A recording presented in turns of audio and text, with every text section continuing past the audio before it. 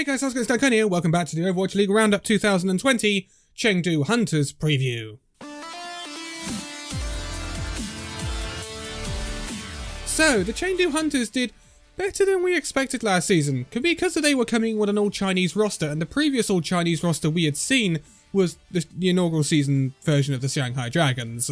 We all know how that ended, so this all-Chinese roster, we had a lot of skepticism about coming into the 2019 season, but then we saw China at the Overwatch World Cup. They were very good, and Chengdu Hunters did exceed expectations last season. They were expected to struggle, but they did manage to reach the play-ins, finishing in 12th place with a 13-win, 15-loss record. And that's actually pretty good, and they gave a good account of themselves in the play-ins, although they didn't manage to reach the playoffs, as the people proceeding from the play-ins would be the London Spitfire and the Seoul Dynasty. But this all-Chinese roster did give a really good show last season, and they were the surprise package because they were running the off-meta stuff. You know how much Ameng loves his Wrecking Ball. It was an absolute joy to watch the Chengdu Hunters last season because they really did catch some people off guard. And I hope Chengdu Hunters continue it going into this season because it looks like we're going to be pretty on meta again with Sigma and Orisa. So I hope the Chengdu Hunters continue to catch some people off guard with their tricks in this 2020 season. But without further ado, let's take a look at their roster. So, they have maintained most of their roster from last season. Hell, why not? Because they exceeded expectations anyway. But they've made a few slight changes to try and push a little bit further. Because, again, the Chinese international team did very good at the Overwatch World Cup again this year, coming second once more. But the Chengdu Hunters have stuck with most of their roster. We have Kyo, we have Gary, we have Yveltal, we have Elsa, Late Young, Ameng, Bacon Jack and Jinmu. We all know about Jinmu's Farah right now. He is possibly the best Farah in the world, so yeah, I don't think there's a need to change much at the Chengdu Hunters, and this is the really good thing about them. And the more you can keep a roster together, the more, you go into the season headfirst with a good run, because otherwise at the start of the season, you've got some, working out to do at the start of the season if you're coming with an entirely new roster, London. But hey, Chengdu Hunters haven't got this problem. They have added Leave as a DPS option. Now, this is actually a really good signing. Leave had time with Miraculous Youngster back in 2017. He's been out for a while though, but he did come in July to complement the Chengdu Hunters roster. So Leave is a really good addition that came in near the end of last year. He did well at the Overwatch World Cup in 2018 and 2017, so this is a really good signing for the Chengdu Hunters. And we are expecting more from the Chengdu Hunters because there was a leaked roster which added another 2 players, Molly and a Ting. So we haven't had any confirmation on that yet. But again, these videos have to go out. So I'm working with the roster that is currently confirmed for the Chengdu Hunters, and any additions that might come later will be covered in any transfer roundups and stuff like that. But that is what we have confirmed for the Chengdu Hunters. We do have 2 people leaving though. One of these was DPS player Yang Xiaolong. He didn't see a massive amount of playtime for the Chengdu Hunters last season, so it's not entirely surprising that we see him leave. I believe he's actually gone on to do a bit of casting since leaving the Chengdu Hunters, so I wish him all the best in that. Also, they let Jaquirin go, their tank player. And again, he didn't see much playtime because most of the time we saw them running Ameng alongside either Late Young or Elsa. It's really no surprise there. And Ameng is a really, really good main tank. Really good main tank. So they're not really going to be playing anyone else. So they didn't really need them.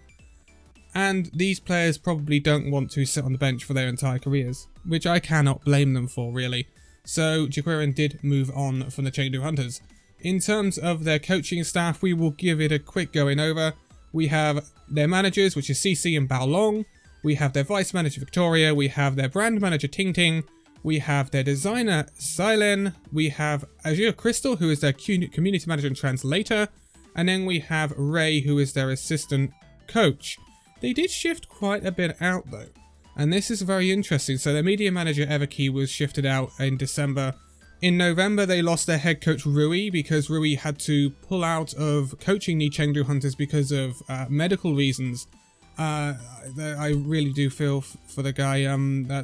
That is horrible. That is really, really unfortunate. A really good coach, and I wish him all the best going into, for the rest of his career, and I really hope he can return to the Overwatch League at some point, because damn, he really did. He really did do wonders with this Chengdu Hunters team, and it's sad to see that he's had to pull out. But all the best to Rui in the future. But moving on from that, because that's a really kind of morbid thing to be going on about right now, we do have them moving out their Western media manager, Ray Gan, and then some more, media manager Yan, team leaders Hao and Luke, they were moved out as well. So there's been quite a lot of change at the Chengdu Hunters in the back room, but they haven't really changed too much on their roster, and I don't think they really needed to do that. One interesting thing is I haven't got any more coaches confirmed to the Chengdu Hunters either. So yeah, they've got a bit quiet. So I am expecting more announcements from the Chengdu Hunters, and anything I've missed, I do apologise. But that's all the information I've got on me right now, and I hope that they can really push on this season, because Chengdu Hunters have looked good, and there's no reason why they can't push on this season, because they've made some slight improvements, and if they get the extra signings they want, then they're going to make some slight improvements, and then it depends what they do with the backroom and the coaching staff, which can make all the difference.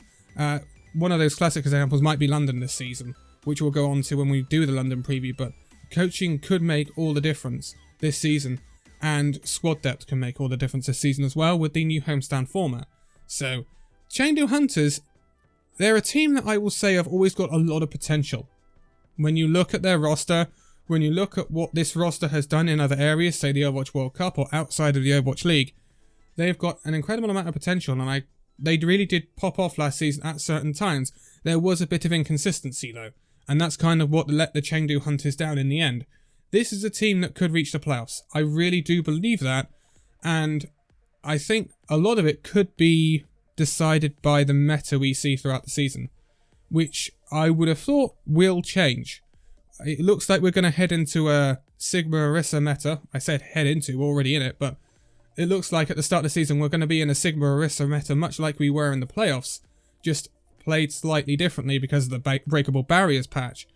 But going through the season, I can't imagine we're going to stay in Sigma Orisa, and so it depends what the next meta could be. If we go into a dive meta, heaven forbid if we go into dive, imagine that, or we go into a meta that's heavily dominated by Wrecking Ball, perhaps, then Chengdu Hunters could really find themselves at the tip of the spear of, pioneering that new meta. So the Chengdu Hunters are always a team to watch out for. Always a team to say, a team you don't take for granted, because some teams did that last season, and they really got stung. They really did get stung last season by the Chengdu Hunters. They kick off their season in Shanghai at the Shanghai homestand in week 2, where they will be playing obviously Shanghai and the Hangzhou Spark. They do avoid the Seoul Dynasty to start off with. Seoul Dynasty should be an interesting team to look at this season, and then in week 3 they'll be playing the Los Angeles Valiant as well. So they've got an interesting start to the season, a very telling start to the season, because their first 4 games are the Dragons, the Spark, the Valiant, and then our current holders, the San Francisco Shock. So it will tell us really where the Chengdu Hunters are, because if the Chengdu Hunters want to be a team competing for the playoffs, and I know it's very early in the season, but if they're a team that want to be competing with the playoffs, they have to get results against the likes of the Hangzhou Spark and the Shanghai Dragons, whereas you can perhaps dismiss a loss to someone like the San Francisco Shock, who are obviously going to be very powerful coming into this season, because hey, it's the San Francisco Shock, they always are. But the good thing for Chengdu Hunters is they get to start off most of their season in China, because they get to play at the Shanghai homestand in week 2, and in week 3 they get to play at the Guangzhou Charge homestand, which is where they will play the LA Valiant, and then they get to play the Shock at the Hangzhou Spark homestand in week 4. So it's all kind of like a nice start for Chengdu, because they get to basically situate themselves in China and not go very far, which is good in some respects, but some teams have got a lot of travelling to do. So that can have a big impact for certain teams, and it's the way the league has organised it. San Francisco Shock, for example, will spend a couple of weeks in China, because in week 4 they'll be playing at the Hangzhou Spark homestand, but then in week 3 they'll also be playing in China because they'll be playing at the Guangzhou Charge homestand. So that's the way the league have organised it to try and minimise player fatigue, and this is what's going to be brilliant for Chengdu at the start of the season. And I hope that Chengdu can hit the ground running, because that's what they need to do, I think. We don't want to see a Chengdu that's kind of up 1 minute and down the other. Consistency is going to be key this season, and it's going to be very difficult to attain consistency. If Chengdu can do this, I believe they can be a very good chance for a playoff team this season, because they've got really good skill on this roster. That's without a doubt.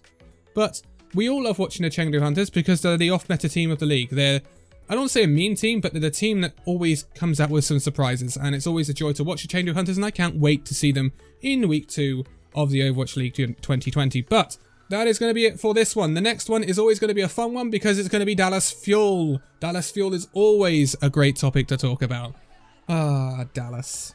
Anyway, for now, thank you guys so much for watching the video. If you liked it, give it a like, subscribe if you're new, and I will see you in the next video. See you then.